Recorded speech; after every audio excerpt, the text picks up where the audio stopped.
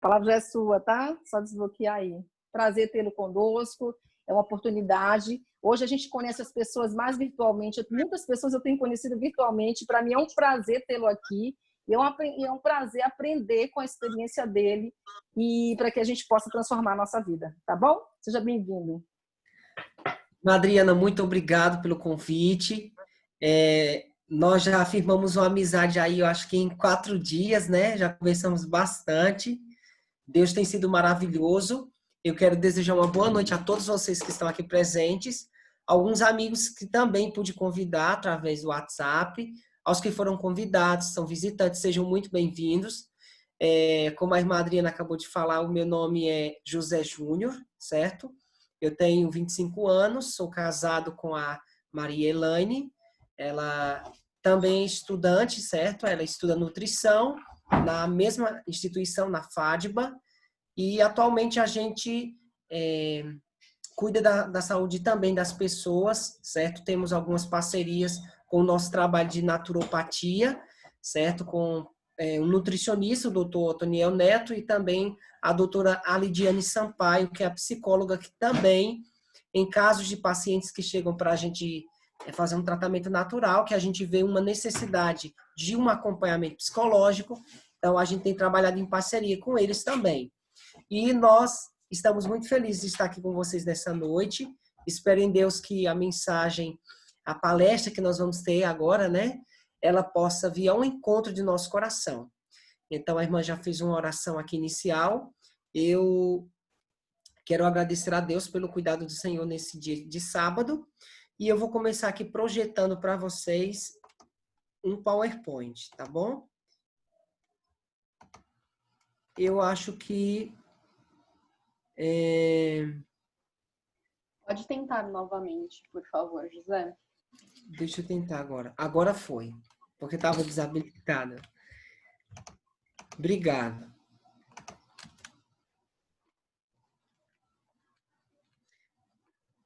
Se você consegue ver esse PowerPoint que está aí na área de trabalho, eu pediria, por favor, que você me fale, desabilite o microfone, porque eu não consigo ver o rostinho mais de vocês. Só consigo visualizar aqui a imagem. Ok, pode continuar. Vocês conseguem me ouvir bem? Sim. Sim, tá ótimo. Queridos, quando nós pensamos na expressão saúde mental, várias coisas vêm à nossa mente, certo? E eu gostaria de falar inicialmente de um acontecimento que aconteceu num hospital psiquiátrico na Inglaterra.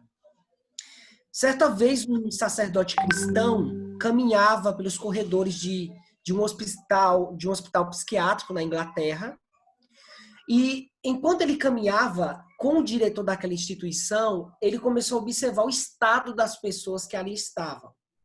Pessoas que estavam sofrendo por vários motivos. Todavia, enquanto ele prestava atenção no estado de sensação de tristeza, de angústia mental que aquelas pessoas sofriam, ele ouviu o diretor da instituição falar a seguinte frase: se metade dessas pessoas pudessem crer no perdão, poderia ser mandada de volta para casa. Queridos, quando a gente imagina saúde mental, muitas vezes a gente não imagina que a palavra perdoar, a palavra perdão, também não esteja associada a vários problemas mentais. É notório que hoje boa parte das pessoas que sofrem de problemas emocionais e doenças mentais está relacionado com a falta de perdão. Quando a pessoa não consegue perdoar. Segundo o Journal of Health Psychology, o jornal da psicologia e da saúde, fala o seguinte, que o ato de perdoar faz muito bem para a saúde mental. Por isso, quando a gente para pensar na palavra perdão, algumas perguntas vêm a nós. A primeira delas é, como perdoar? Eu sei que tem algumas pessoas aqui que talvez estejam vendo essa mensagem a primeira vez, né, ouvindo sobre este assunto. É um assunto bíblico, certo? Deus pede para que pratiquemos o perdão. Todavia, muitas vezes nós esquecemos o que significa realmente perdoar. Como perdoar? Por que perdoar? Por que é importante perdoarmos alguém? É mais fácil liberar perdão ou receber perdão? É mais fácil eu conseguir liberar, eu conseguir perdoar alguém que me feriu, ou eu receber o perdão de alguém? Quando você pensa de primeira mão, parece de princípio que Deus promove a injustiça duas vezes. Você pode estar pensando aí, pastor. Então é o seguinte, quer dizer que alguém me fez o mal, fez uma coisa terrível comigo. Além de ter feito a injustiça comigo, Deus ainda quer que eu perdoe? Eu vou dar um exemplo bem prático que eu gosto de usar nesse momento. Suponhamos que a irmã Adriana, ela tem uma empresa, e essa empresa é uma grande empresa conhecida em Brasília. Todavia, eu sou muito amigo da irmã Adriana e eu sei arquivar e começo a planejar uma maneira de dar um golpe. Agora, um golpe bem dado. Imagina aí aquele golpe. De repente, eu consigo dar esse golpe bem dado na irmã Adriana e eu tomo empresa, eu tomo carro, eu tomo casa, eu tomo tudo que a Adriana tem. Certo dia, a gente está ali no centro de Brasília e, de repente, eu entro dentro de um carro de luxo, certo? Enquanto a irmã Adriana, que havia perdido tudo, que perdeu tudo, está agora dentro de um ônibus, tentando recuperar as próximas moedinhas que está ali na sua bolsa para tentar pagar o seu ônibus. Ela paga, senta no banco, na poltrona do ônibus, e quando ela olha do lado, ela me vê parado ao lado do ônibus, num sinal, eu com um carro de luxo, e sabendo ela que tudo aquilo que eu tenho foi por causa de um grande golpe. Deus diz que é para perdoar. Eu estou colocando esse caso para você entender que não existe condição, é mandamento. Deus disse que é para perdoar. E eu começo relatando melhor para vocês sobre isso, ilustrando a história desse filme, Hotel Ruanda. Eu não sei quantos de vocês aqui já assistiram esse filme.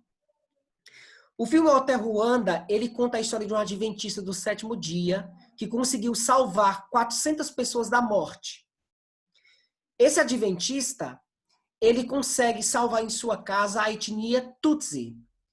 Nessa época, em Ruanda, haviam dois grupos de etnias artificiais, os Tutsi e os Hutus. E de 1990 até 1994, até por volta do ano 2012, a Igreja Adventista sofreu muito em Ruanda. O que aconteceu? Os colonizadores europeus chegaram em Ruanda e, ao perceberem que na sociedade negra havia dois grupos de negros, os negros de nariz afinado, certo? E de boca menos carnuda, eles deram o nome de classificação de etnia Tutsi. Por quê? Pelo fato de ter o nariz afinado e a boca menos carnuda. E esses Tutsi começaram a receber em Ruanda cargos elevados na sociedade. Então, além do formato do nariz, do formato da boca menos carnuda, eles começaram a dar preferência aos Tutsi. Eles tinham direito à escolaridade, à educação de qualidade, a saneamento básico, além dos cargos elevados na sociedade. Enquanto a classe Hutu, que eram os negros que tinham o nariz mais achatado, a boca mais carnuda, certo? Uma pele mais escura, mais negra, foram classificados, além de como ser Hutus, eles foram colocados a cargos menos importantes. Mas, além do mais, os Hutus não tinham direito à escolaridade, não tinham direito à educação. Isso resultou, amados, numa guerra civil terrível. De 1990 até 1994, a Igreja Adventista em Ruanda sofreu muito e até consequências que ficaram depois. Em 2012 mesmo, aconteceu uma grande dificuldade ali com a igreja, principalmente igrejas negras, onde etnia Tutsi e Hutu sentavam para congregar. Por quê? Imagine você agora, sendo um Hutu. Olha o que aconteceu. A ordem foi o seguinte: é hora de matar as baratas. A etnia Hutu, os negros de nariz mais achatados, pegaram foices e facões e começaram a mutilar toda a etnia Tutsi. Poderia ser jovens, crianças, adultos, mulheres, não importava a classe social. Os Tutsi começaram a ser mutilados. Foi uma carnificina sem fim, amados. O resultado disso é que a Igreja Adventista sofreu tanto na Ruanda, porque imagine você agora sentado na igreja de manhã, no sábado para adorar, e você olha para o lado e você vê alguém que matou a sua mãe. Você perdoaria? Ou alguém que matou o seu pai, ou quem sabe o seu filho, você seria capaz de perdoar? O filme Don't Fall, ele conta a história do grande assassino Hitler, grande nazista.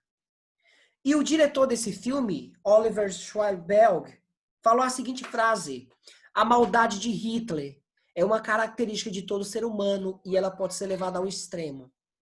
Ou seja, o que Hitler fez com os judeus, qualquer um de nós é capaz de fazer. Por isso, ainda volto a perguntar: você perdoaria alguém que te fez muito mal? Ellen White, concordando com isso, ela diz: para a sabedoria humana, tudo isso parece agora impossível.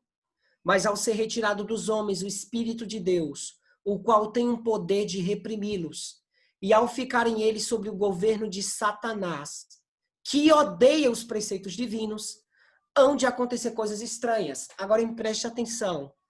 Quando o temor e o amor de Deus são removidos, o coração pode tornar-se muito cruel. Quando o Espírito Santo se retirar da vida dos ímpios nos últimos eventos finais, a serva de Deus disse que quando o temor e o amor de Deus é tirado do coração do homem, ele pode se tornar muito cruel. E falando sobre crueldade, eu gostaria de, antes de mencionar, falar essa frase de C.S. Lewis. Ele fala: é mais fácil falar sobre o perdão do que perdoar. Foi capa da revista Veja o tema perdão. A sensação de liberdade de quem conseguiu tirar a alma o peso da mágoa. Segundo a revista, perdoar faz muito bem, amados, à saúde. Está relacionado à saúde mental. O próprio Lauren Townsend, psicólogo da Universidade Luther College, na Califórnia, disse o seguinte: o ato de perdoar funciona como uma espécie de amortecedor contra o estresse. Se você não tem tendência a perdoar, sente os efeitos brutos do estresse de forma absoluta. Ou seja, se não temos o hábito de perdoar as pessoas, os efeitos do estresse na nossa vida, na nossa saúde mental, será muito pior. Agora imaginem, falando sobre violência, o que lembrar da história de Cynthia Hinds? Deixa eu falar para você quem foi essa jovem. Ela ficou famosa por uma música que cantou depois de morta. Como assim? Cynthia Hinds cresceu e sofria muito racismo durante a infância. Devido à cor da sua pele negra e o seu cabelo, essa jovem cresceu e foi estuprada e esquartejada. Resultado: 5 anos após a morte de Cynthia Hinds, o irmão dela encontrou uma fita cassete que continha uma das músicas mais lindas já vidas na história americana. Cynthia Hinds teve a sua música com mais de 1 milhão de visualizações no YouTube. Agora vejam, como foi para essa família ter que lidar com o assassino de Cynthia Hinds? Como é que a família poderia perdoar o assassino dessa moça? Eu estou colocando alguns casos para você entender aqui que a situação de perdão, de perdoar, é muito mais além do que a gente imagina. Ainda falando sobre outra vítima de violência, Gary Leon Ridgway. Filho de mãe solteira, ele sofreu abuso físico e emocional. A mãe dele tinha uma vida dupla, ia à igreja, mas quando voltava, ela colocava vários homens dentro da sua casa para beber. E enquanto a mãe de Gary ficava ali meio que desacordada, de tanto levar surra dos homens e também embriagada, que ela bebia, bebida alcoólica, a mãe caída no chão, muitas vezes, Gary sofria abuso físico, abuso sexual e abuso emocional. Esse jovem, Gary Leon Ridgway, cresceu e tornou-se um psicopata. Se tiver algum psicólogo aqui, vai entender melhor o que eu quero dizer. Psicopata, ele é conhecido como alguém que não tem sentimentos. Recentemente saiu um caso agora no Maranhão, né? De um rapaz chamado Francisco das Chagas, que consumia e matava meninos e comia da própria carne. Um psicopata. E na entrevista que recentemente a Rede Record e a Rede Globo fizeram com esse homem, ele mostrava que não lembrava de nada. Mostrava desprezo como se realmente não lembrasse o rosto de ninguém, que não fez nada. Um transtorno. Psicopata é conhecido como alguém que não tem sentimento. Ele faz as coisas a sangue frio e não está nem aí para os resultados. Esse rapaz cresceu e tornou-se assassino confesso de mais de 40 mulheres. No tribunal, em 2003, nos Estados Unidos, esse jovem declarou, olha, eu matei essa mulher, eu me declaro culpado, culpado e culpado.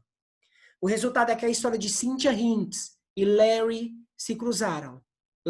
Larry, o rapaz que acabei de contar a história para vocês, cresceu e tornou-se o assassino. Ele que esquartejou e estuprou Cynthia Hinds. Agora, a pergunta é, por que perdoar? Por que é tão importante perdoar? Se você tiver com a sua Bíblia aí, abra sua Bíblia no livro de Mateus, capítulo 18. Evangelho de Mateus, capítulo 18. Feche os seus olhos mais uma vez, aonde você está, e vamos falar mais uma vez com Deus. Se em nome de Jesus você talvez esteja lutando contra o sono aí, daqui em diante eu faço um clamor para você em nome de Jesus. Preste muita atenção no que vamos estudar. Feche os seus olhos e vamos falar com Deus. Senhor Deus e Pai, nós queremos louvar e engrandecer o Teu nome, Senhor. Aqui está a nossa vida diante do Teu altar. Perdoa, Pai Santo, os nossos pecados e nos ajuda, Pai. Nós queremos entender a Tua palavra e pedimos que o Teu Espírito Santo possa conduzir a nossa história em nome de Jesus. Amém. Mateus 18, verso 21 e 22 diz o seguinte. Então Pedro, aproximando-se, lhe perguntou, Senhor, até quantas vezes meu irmão pecará contra mim que eu lhe perdoe? Até 7 vezes? Olha que interessante a pergunta de Pedro. Na época, nos tempos de Jesus, o Talmud dizia o seguinte, que quando alguém o ferisse, quando alguém nos ferisse, o perdão deveria ser oferecido pelo menos 3 vezes. Uma vez que nós conhecemos que o número 7 na Bíblia está associado com plenitude, com o número de perfeição, Pedro chega, tipo, querendo ganhar um créditozinho com Jesus. Quem sabe batendo o pé, batendo a mão aqui no ombro de Jesus, dizendo, Senhor, olha, até quando vai pecar meu irmão contra mim para que lhe perdoe? Até 7 vezes? Pedro nem ousou usar o número 3. Agora imaginem o que Pedro imaginou nesse momento. Eu imagino que Pedro pensou o seguinte, nossa, eu acho que Jesus agora vai bater em mim e vai dizer, nossa, Pedro, você é um discípulo exemplar. É um discípulo diferenciado, você falou o número perfeito. Isso, Pedro, é preciso perdoar 7 vezes. Veja o que aqui diz o Talmud.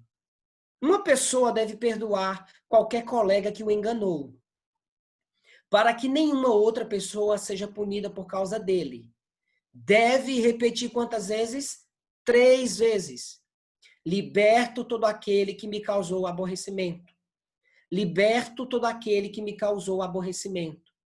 Liberto todo aquele que me causou aborrecimento. E em seguida, depois de falar 3 vezes isso, ele recitava em hebraico Ribono Shel Olam Haeni Moshel, ou seja, mestre do mundo, veja, eu perdoo. Olha que coisa interessante.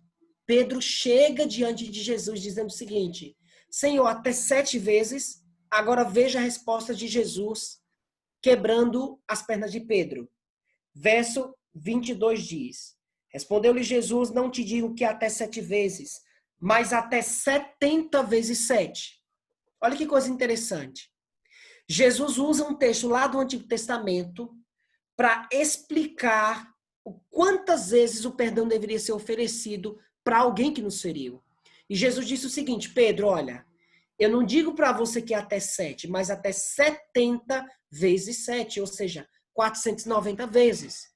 De onde Jesus tira essa expressão? Jesus tira lá de Gênesis capítulo 4. Se você for verificar lá na Bíblia, em Gênesis 4, a Bíblia diz que Caim matou o seu irmão Abel. E foi feita vingança 7 vezes. Deus disse que aquele que encontrasse com Caim e tentasse o matar, seria vingado 7 vezes.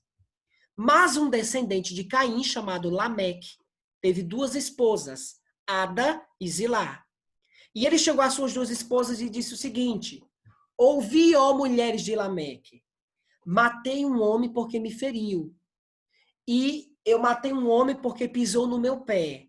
7 vezes tomará vinganças contra Caim, porém Lameque 70 vezes 7. Ou seja, Lameque era o tipo de pessoa pavio curto. Ou seja, ele matou alguém só porque pisou no pé dele. Imagine.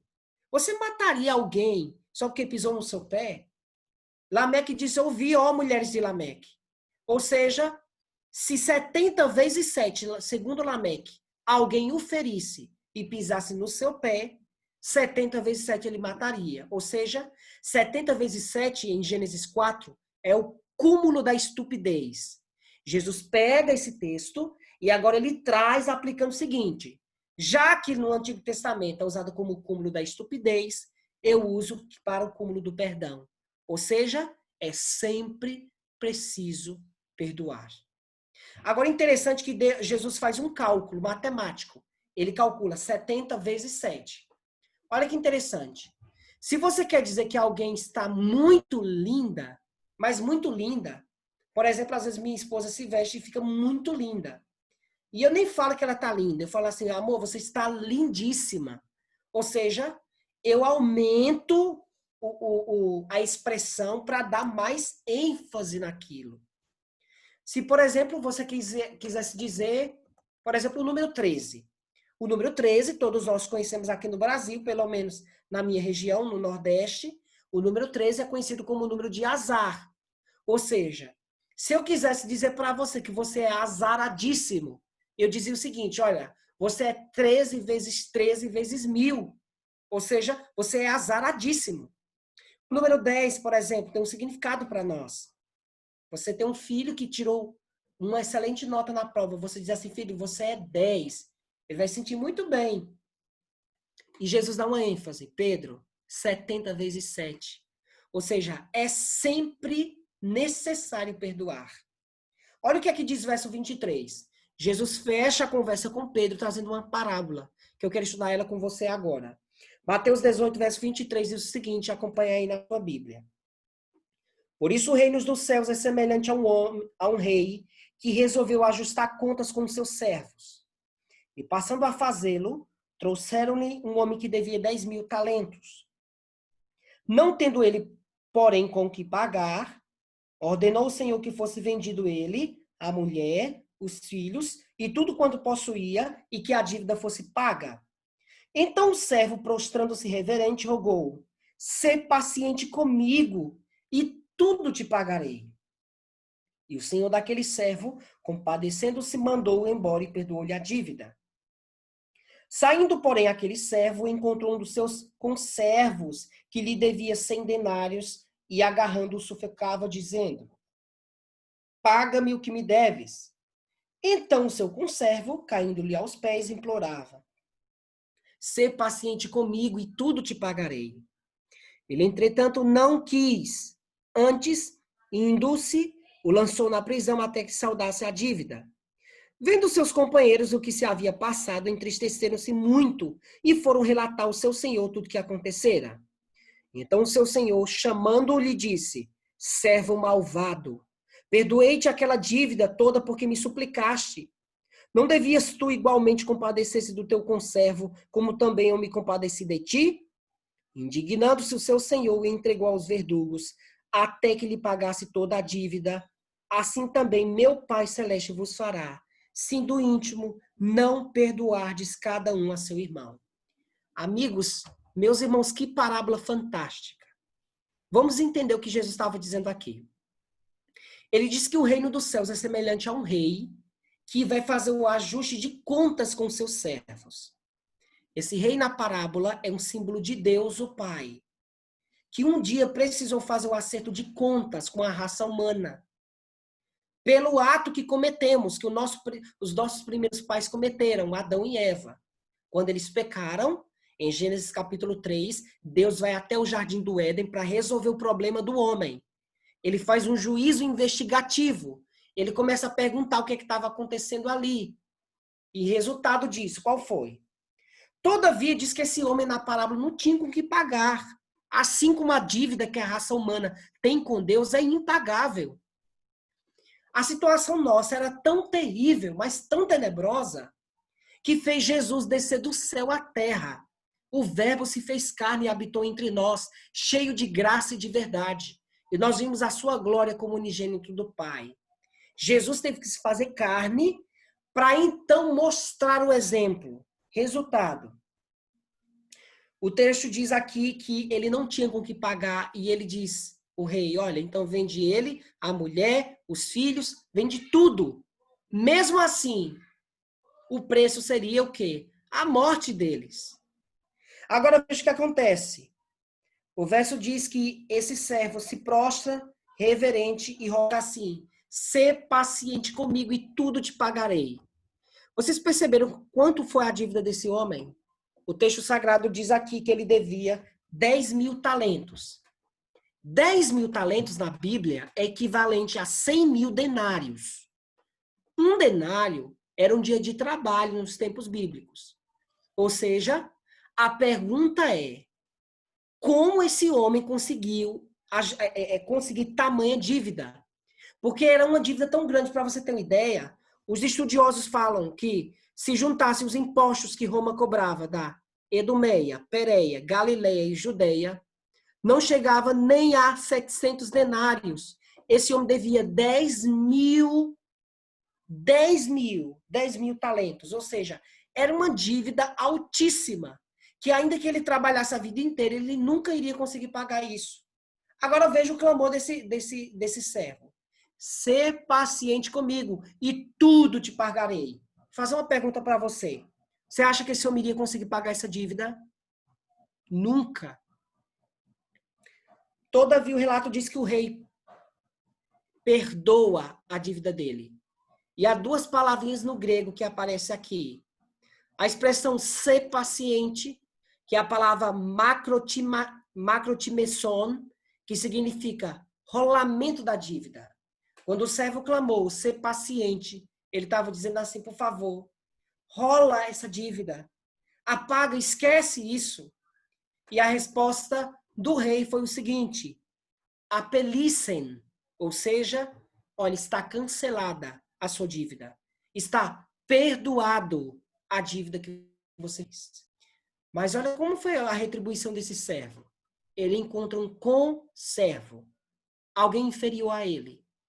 E agora devia apenas 100 talentos, muito menor do que a dívida que ele havia adquirido com o rei. E agarrando ele, sufoca, mostrando agressão, mostrando um sentimento de não reconhecimento do que ele havia recebido do rei, que foi o perdão. Lançam na prisão. E a escritura fala que os companheiros dele começam a observar que ele vai relatar tudo ao rei. Todavia, Jesus termina a parábola dizendo que o Pai Celeste também entregará aos verdugos, ou seja, aqueles que vão agir para que a pessoa sofra, se do íntimo não perdoarmos também ao nosso irmão. Por isso, quando a gente fala de perdão, a gente imagina que é uma coisa muito séria.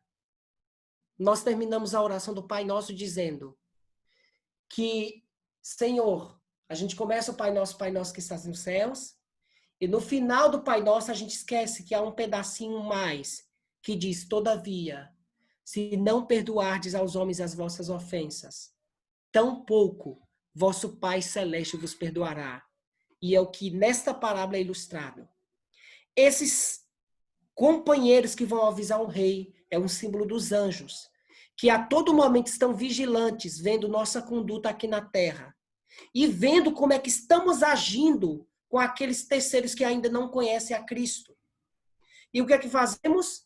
Ferimos, aprendemos na vida a não perdoar. E qual é o significado de perdão na Bíblia? A palavra perdão, no significado bíblico, significa soltar. Soltar de onde, pastor? Soltar de dentro de você. Quando Deus pediu, meu amigo e minha amiga que está ouvindo essa mensagem, para que você perdoasse, é para que realmente ele não promovesse a injustiça duas vezes. Eu gosto de usar uma outra ilustração. Imagine que é sábado, estamos todos nós agora sentados no banco da igreja de Brasília, da Igreja Central de Brasília, e de repente entra um ateu cético. Há vários ramos do ateísmo, mas um ateu bem cético mesmo. Ele entra ali dentro da igreja e diz o seguinte: olha, vocês que estão aqui sentados, vocês perdoam alguém que fez muita maldade a vocês? E quem sabe alguns dentre nós falaria: olha, não, eu não perdoo. Sabe o que esse ateu possivelmente falaria?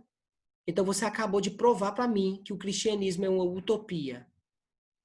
Você acabou de provar para mim que não vale a pena eu seguir essa Bíblia Sagrada e esse Deus que vocês pregam tanto. Sabe por quê? Porque é mandamento. Então, pastor, qual é o primeiro passo para perdoar? Qual é o primeiro passo? É reconhecer o amor de Deus? Não. Primeiro passo para perdoar não é reconhecer que Deus é amor. Ah, quem sabe orar? Quantas pessoas que oram e não agem? A palavra oração era a junção de duas palavras. Ora, que está relacionado com o oral, com a boca, com o que eu falo, com o que eu exalo. E ação, que está relacionado com o agir. Então, quando eu faço uma oração, o primeiro tem que ser eu. Há um louvor do Vocal Livre que diz: a começar por mim, a começar em mim. Então, muitas vezes a gente ora pedindo a Deus: Senhor, em nome de Jesus, meu Pai, aquela esposa que tem um coração duro, que tem um coração de pedra, por favor, Senhor, converte o coração dela. Mas muitas vezes a gente não é o primeiro a agir na nossa oração. A gente espera que o outro venha. Ah, pastor, então é ler a Bíblia para eu dar o primeiro passo para perdoar? Quantas pessoas que leem a Bíblia? Satanás conhece a Bíblia de cor e salteado, mas ele não é praticante daquilo. Sabe qual é o primeiro passo para perdoar? É admitir que está odiando.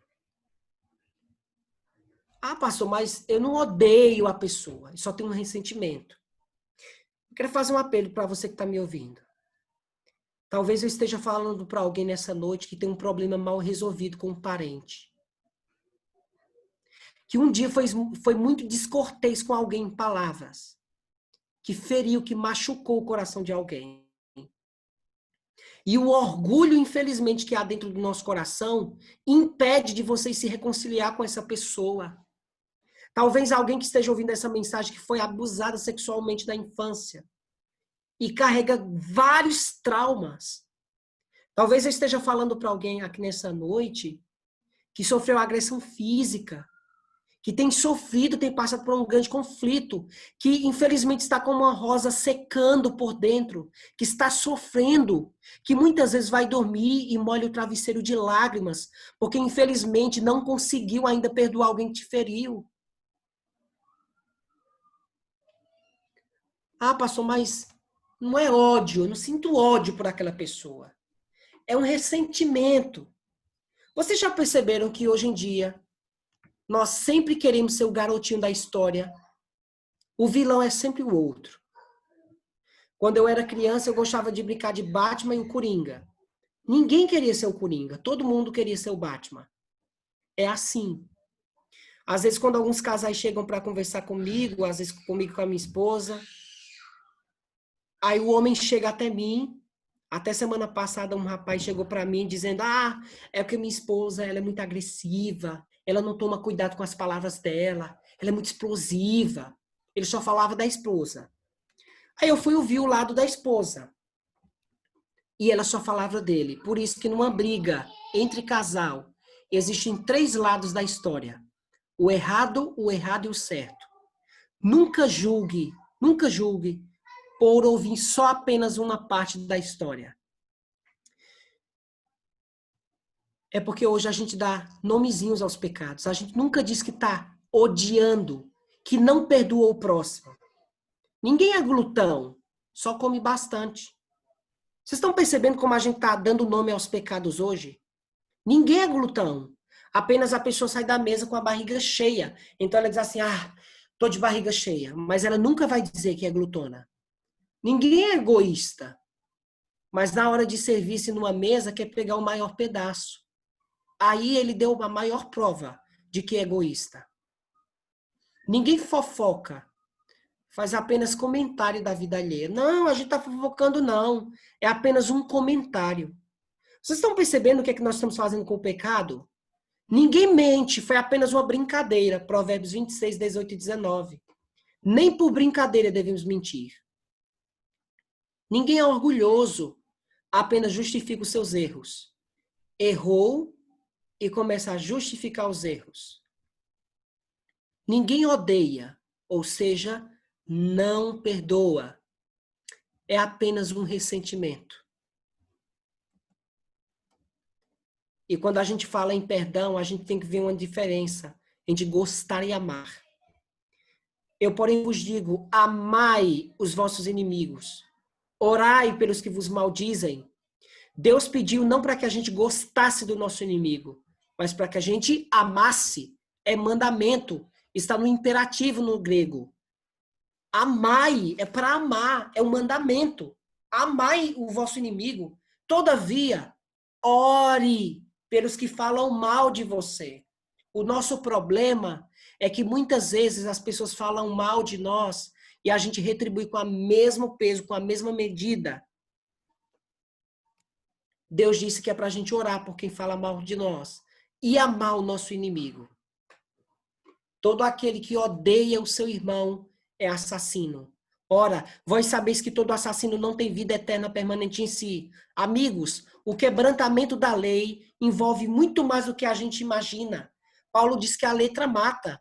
Se eu olhar a letra da lei, se eu olhar ali não matarás, é fácil eu julgar os meus próprios conceitos e seguir na seguinte conclusão. Eu nunca matei, então eu estou livre desse mandamento. Quem disse que eu preciso pegar uma arma ou uma arma branca? Quem disse que eu preciso pegar, quem sabe, um porrete e bater em alguém até espancar ele até a morte? Muitos estão matando, mas estão matando com as suas palavras ferinas. Estão matando com as suas palavras descorteses. Talvez eu esteja falando aqui para algum esposo que está de mal com a esposa nessa noite, que tem usado a boca para, infelizmente, maldizer, amaldiçoar a sua esposa. Ou alguma esposa que sabe que tem usado palavras duras e severas demais contra o seu cônjuge. Quem diz que eu preciso pegar uma faca para matar alguém? Basta odiar. E aí eu me tornei assassino. E ora, sabeis que todo assassino não tem vida eterna permanente em si.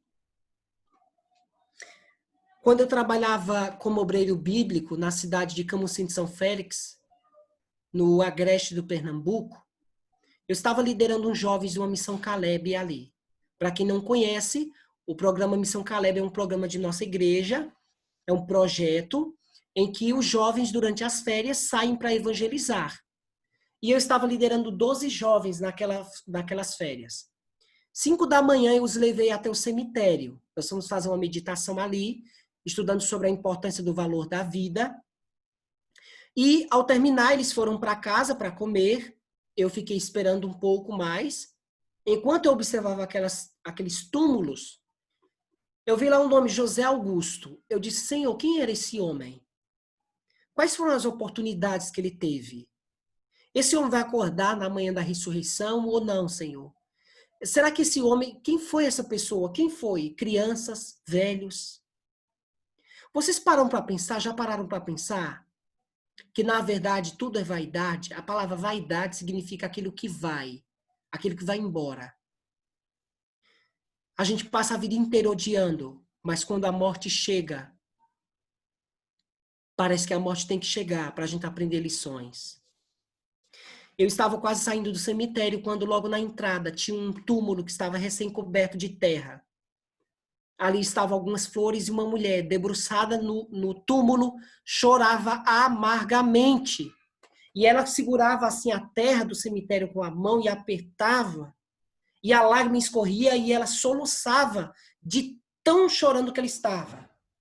E naquela hora eu não gostei dessa jovem. Eu a amei. Abracei aquela jovem ali.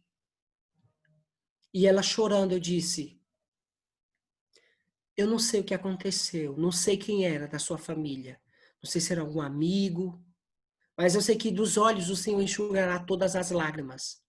A morte um dia não vai existir. Mencionei Apocalipse 21, verso 4. E aquela jovem olhando para mim disse: não é um amigo que está aqui, é a minha mãe. A minha mãe morreu, a minha mãe faleceu. E infelizmente eu estava de mal com ela. Eu não a perdoei. E eu estou sofrendo muito. Deixa eu fazer uma pergunta. Você vai continuar deixando o orgulho tomar conta do seu ser. E você não vai perdoar aquela pessoa que te fez muito mal. Meu apelo para você, em nome de Jesus, é que você se torne praticante desse sermão. Assim como eu tenho lutado com Deus para praticar isso aqui.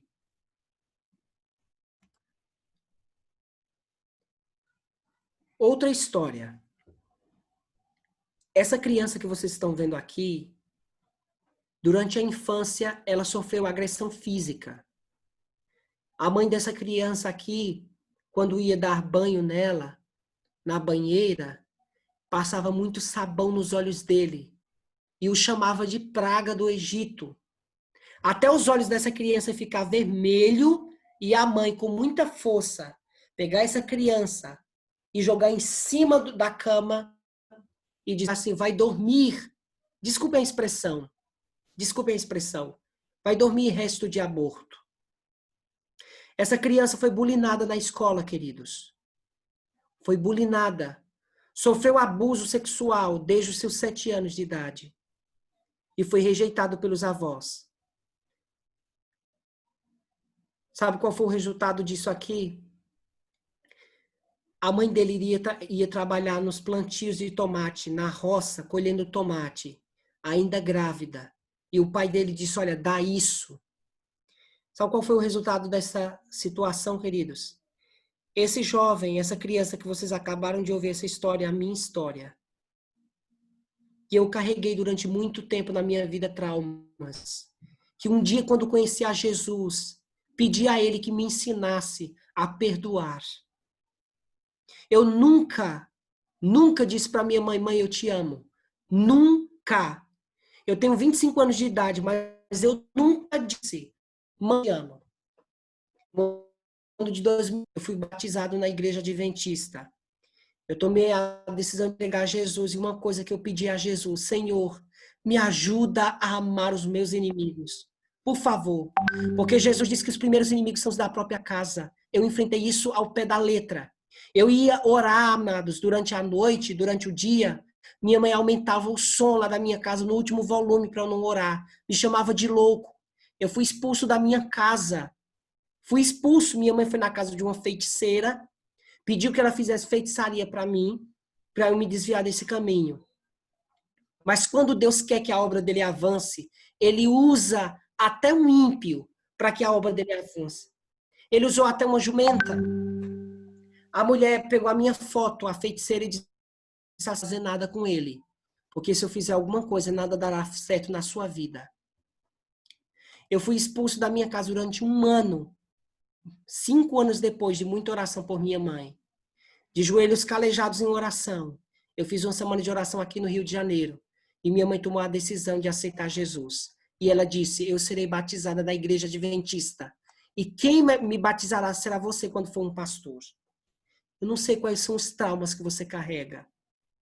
Eu não sei quais são as feridas que estão no seu coração.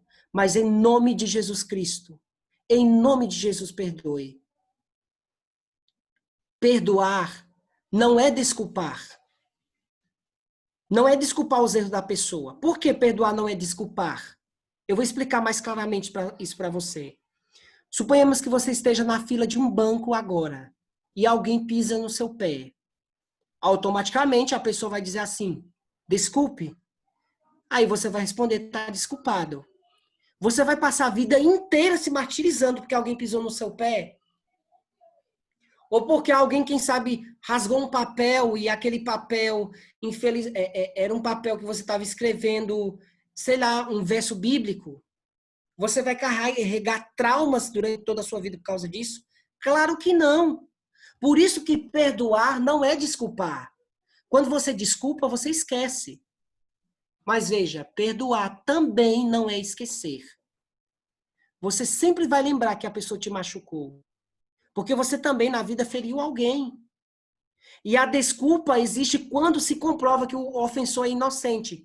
Por isso, sabe o que é perdoar? Perdoar é quando você não escolhe mais se concentrar naquilo. Você sabe que a pessoa errou, você sabe que ela pisou na bola com você, você sabe que ela te machucou, que ela te feriu, que ela causou traumas em você, mas você decide, você escolheu não se concentrar nisso. Por isso, perdoando, você vai abandonar todos os próprios direitos de se vingar. E você deixa toda a questão de justiça nas mãos divinas. O maior vilão da história somos nós. Porque na história do grande conflito, pecamos e causamos uma separação terrível entre o céu e a terra. E Jesus teve que ir até a cruz para ter a autoridade de perdoar. E mesmo sofrendo os maus tratos que não merecia, disse, Pai, perdoa-lhes porque eles não sabem o que fazem. Ouça bem essa frase. Você deve perdoar, não porque o outro merece perdão, mas porque você merece paz. Você deve perdoar não porque o outro merece perdão, mas porque você merece paz. Quem não perdoa, seca-se como uma flor.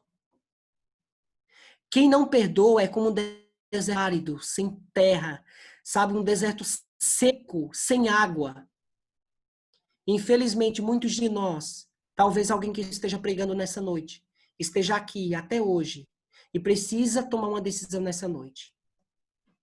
A Maísa Ribeiro fala a seguinte frase: uma coisa é o que fizeram a você. Outra coisa é o que você tem feito de você mesmo e a você mesmo. O que fizeram com você? Quem foi que te machucou? O que é que você tem feito de você mesmo? E o que você vai fazer a você mesmo? Sabe a história daquele psicopata? Gary Leon Ridgway? Vejam o que aconteceu com esse rapaz.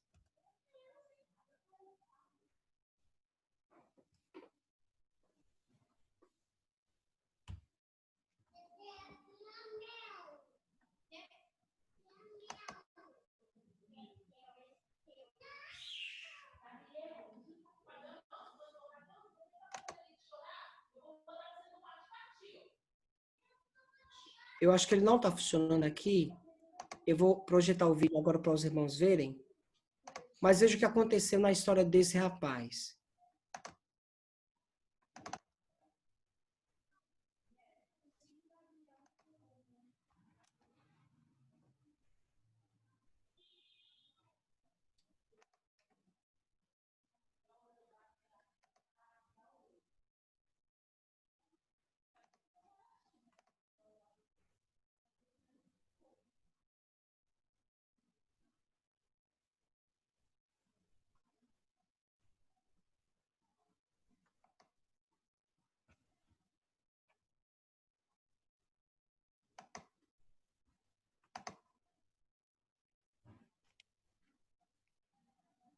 Eu vou compartilhar aqui.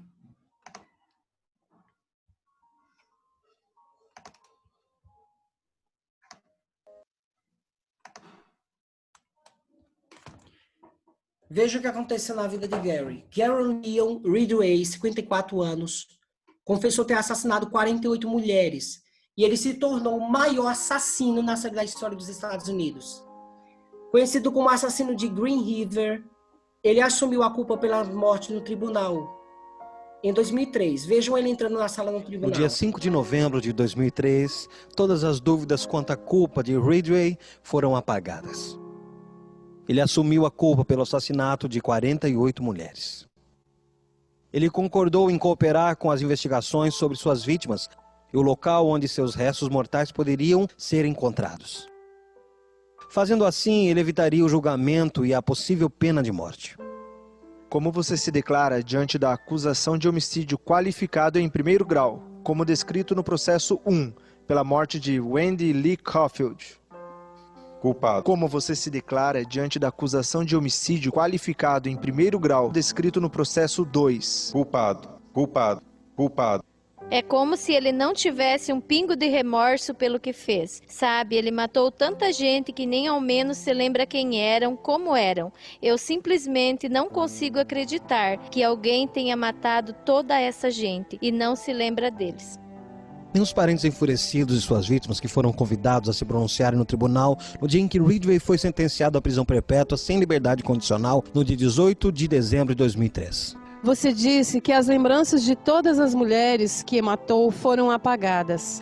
As nossas não foram. Você disse que elas não significavam nada para você, mas ela significava tudo para nós. Ela era uma mãe, ela era uma esposa, ela era uma irmã, e nós sentimos a falta dela. Gary Ridgway permaneceu sentado com um semblante inexpressivo. Familiares de suas vítimas o amaldiçoavam e o ridicularizavam.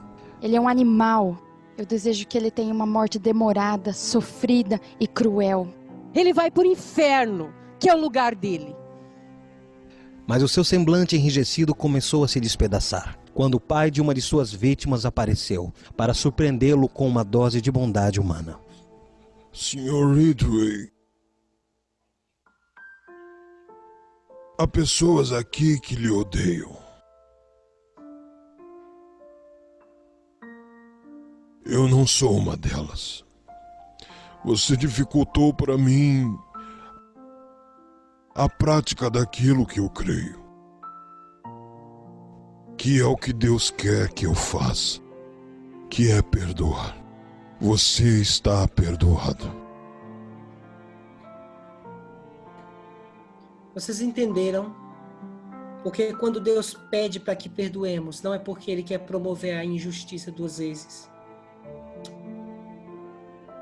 Talvez eu esteja falando para alguém que precisa, nessa noite mesmo, se reconciliar com alguém.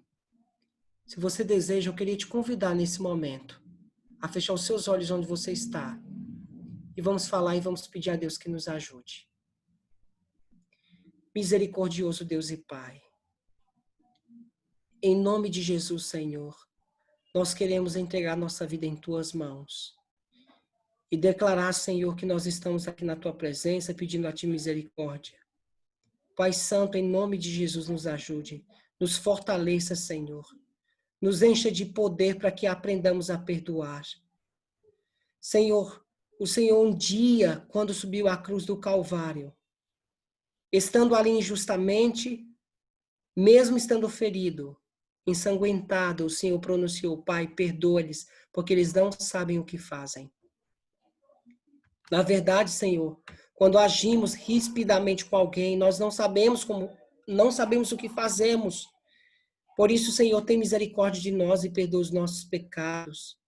E se existe alguém aqui nessa noite, Senhor, que ao ouvir essa mensagem, precisa, nessa noite mesmo, ligar para alguém, ligar e resolver a sua situação e pedir perdão por algo que aconteceu, Senhor. Visita essa pessoa nessa noite. E que o Teu Espírito fale ao nosso coração. Dá-nos uma ótima noite e guarda-nos no Teu nome. Em nome de Jesus. Amém. Ok, José Júnior, muito obrigada pela palestra. Muito bom a gente aprender, tentar lembrar e pôr em prática também, né, o poder do amor, que é o que Deus realmente, o amor do perdão, né, que realmente Deus quer que a gente faça. Não é fácil, né? Mas você tem realmente um grande exemplo de vida, né? E isso contagia realmente a gente. Que a gente possa lembrar que muitas das coisas que a gente não consegue em Cristo, nós podemos conseguir, né? Em Cristo nós somos transformados, Em Cristo a gente pode fazer diferença. E é isso que Deus quer. Deus não quer que a gente viva guardando remorsos e tudo. Que Deus possa abençoar cada um de vocês. É um prazer ter todos vocês aqui. Eu espero que essa mensagem tenha impactado a vida de cada um. E lembrem, na semana que vem, nós teremos outra palestra sobre nutrição agora. Eu não sei se alguém tem alguma pergunta, mas, por enquanto eu vi aqui, não tinha ninguém com pergunta. Eu acho que, na verdade, está tudo bem esclarecido, né? E se alguém quiser realmente se pronunciar, pode tirar o clicar no microfone e falar, tá? Enquanto eu termino aqui, se alguém quiser, pode ficar à vontade. Que essa mensagem possa trazer esperança, impactar seu coração, que possa trazer você para perto de Cristo, possa mostrar que a gente realmente precisa ser transformado, a gente quer ser salvo, a gente quer ter vida, a gente quer ter saúde, então que Deus possa realmente fazer com que isso mude a nossa vida. Então, semana que vem, nós teremos uma palestra sobre nutrição com o Paulo Ribeiro, todos estão convidados, ele irá falar um pouquinho sobre a dieta do Éden. Então, é isso. Muito obrigado, José. Seja bem-vindo, é um prazer conhecê-lo, é um prazer estreitar esses laços de amizade. E é um prazer ter todos vocês aqui na classe de saúde. Convidem outros amigos. O objetivo da gente é realmente isso, impactar vidas e fazer com que todos vocês vivam bem, tanto na saúde física, mental e espiritual. Boa noite para todos, viu? Amém. Muito obrigada. Tudo de bom. Tchau, gente. Tchau. Abraço. Feliz sábado. Fique com Deus. Feliz sábado para todos.